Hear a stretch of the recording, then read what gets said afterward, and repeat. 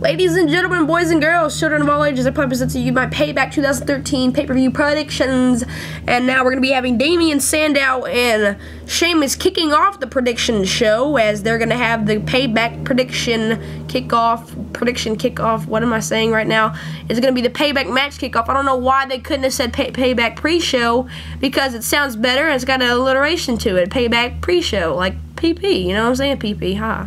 Anyway, we got Damien Sandow versus the Sheamus, and I don't know why this match could not have been on the freaking show at Payback, because it would have gotten Damien Sandow in a singles match on a pay-per-view, which we rarely ever see, and we have Sheamus on a pre-show without being in the freaking main event.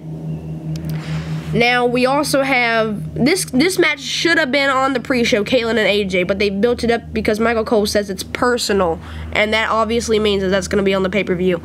Sheamus versus Damien Sandow.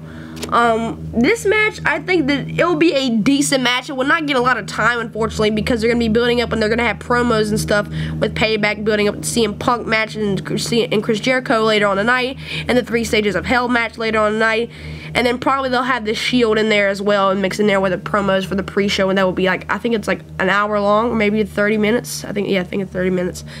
But yeah, I think this will be a decent show from these two competitors, but they've not built this up great, because all it has been was Damien Sandow hosting a show, and then he just winds up getting bro kicked by Sheamus, and then all of a sudden they do something differently and everybody thinks Damien Sandow's going to win. Damien Sandow, it's best for him to win, because he'll defeat a United States World Heavyweight and a WWE Champion, which will help his character evolve going into the July Money in the Bank pay-per-view. Maybe he could win the Money in the Bank. It's just a prediction right there, or a guesstimate. And then we got Sheamus, because it wouldn't do anything bad to Sheamus' character. And now I think so, but I think Sheamus will win though. Divas Championship match, Kaitlyn versus AJ Lee. So the storyline going into this, Kaitlyn's had a secret admirer, and we've had Natalya, Natty by Nature, and Great Khali along with Hornswoggle sitting like a doughboy. And they're basically, what they're doing is they're going around like the Goonies around backstage looking for Kaitlyn's secret admirer. Basically, one day, Kaitlyn says her secret admirer will be on Raw. And then when she gets in the ring, and then on Raw, Biggie Langston comes out, which he has a great theme song, by the way. And then Kaitlyn comes out, and Biggie Langston comes out, and she's like, does a dance move to Kaitlyn, says he loves her and all that kind of stuff. And then he drops Kaitlyn on his back. AJ comes out like a freaking weirdo, and then they high five Kaitlyn, and then AJ's like, how does it feel, Kaitlyn? How does it feel? And then all of a sudden, and then like basically and then like Kaitlyn starts crying like this. And then obviously Natalya's a good friend, which she does not come out. That's funny, but I expect Kaitlyn to win this match. I really don't care about it. United States Championship, Dean Ambrose versus Kane. I'm not really looking forward to this match, but I'm glad that United States Championship is defended. And actually, WWE, the Divas Championship, United States Championship, Intercontinental Championship, the WWE Tag Team Championships, and the World Heavyweight Championship, and the WWE Championship as being defended on the same night. So that's Night of Champions for you, WWE.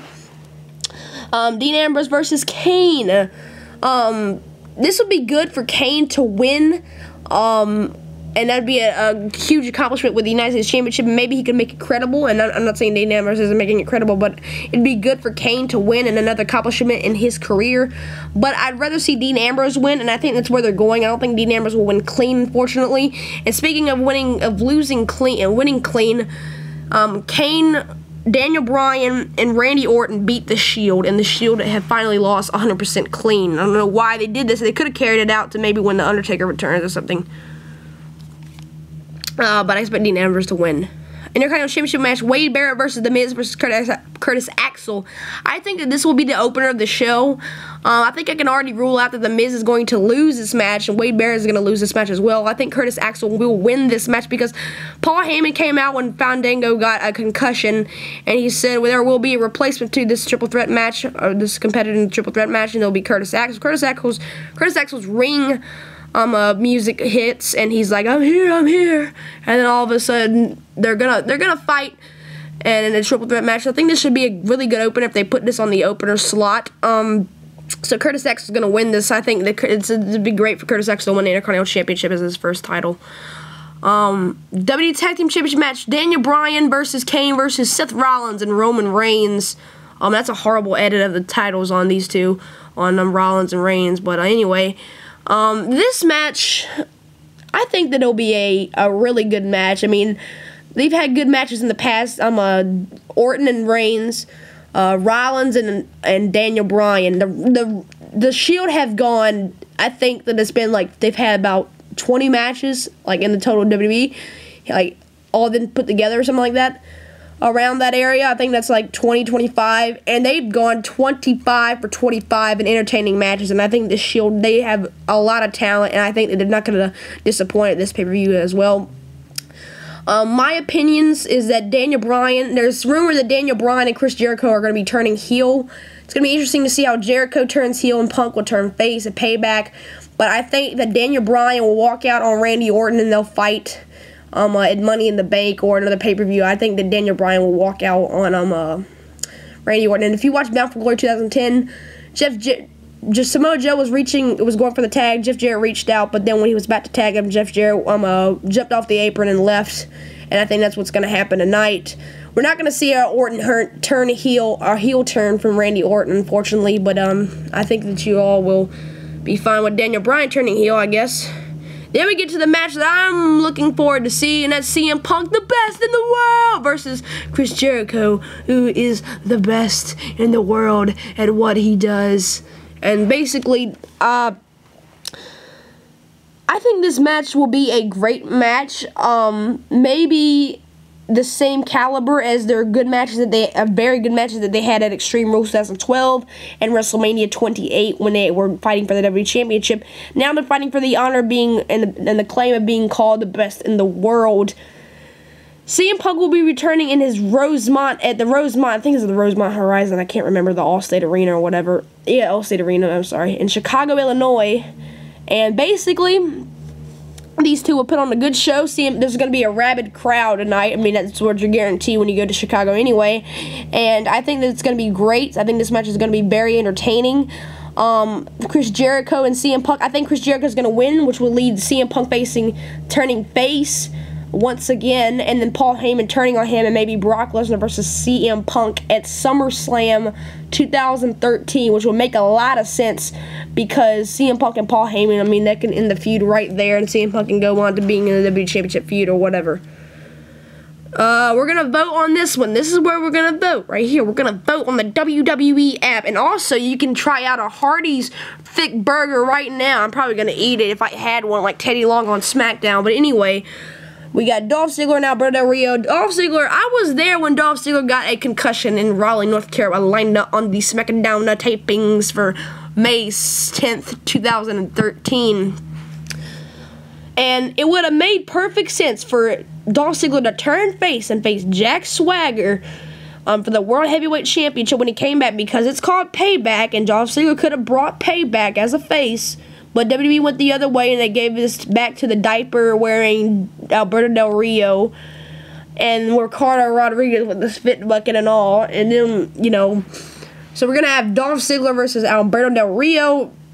Not really looking forward to this match. We've seen it so many freaking times on Raw and SmackDown. It's gotten me sick. And this match will be, I think it will be a good match, but we've seen it so many times. I'm going to give it a repetitive grade if I don't care. So we're going to go, and we're going to vote for Dolph Ziggler. Let's see what the WWE Universe thinks. And there's 32% Dolph Ziggler and Alberto Del Rio 68%. So that's great. Alright, so we got the champ is here, John Cena pointing to his penis. And we have Ryback over there, and they're going to be having a 3 stages of hell. We're going to have a 3 stages of hell match, where the first stage is a lumberjack match, the second stage is a tables match, and the third stage will be an ambulance match. I think this match has gotten decent bill with John Cena not being on Raw, and Ryback with a great promo standing on top of the ambulance and looking like a retard with a toboggan on, thinking he's all cool because he's on an ambulance. And then all of a sudden, I keep thinking about Sheamus because it's red and then a lobster head. Red lobster head. Ryback versus John Cena. This match, I think it'll be an okay match. I haven't seen the Last Man Standing match, so I'm not going to say this is going to be better than the Last Man Standing match at Extreme Rules because I didn't order the pay-per-view, and I'm probably not going to order this pay-per-view as well. But now we're going to have Ryback and stuff. So, Ryback, I think he's going to win the Lumberjack match. John Cena's going to win the Tables match.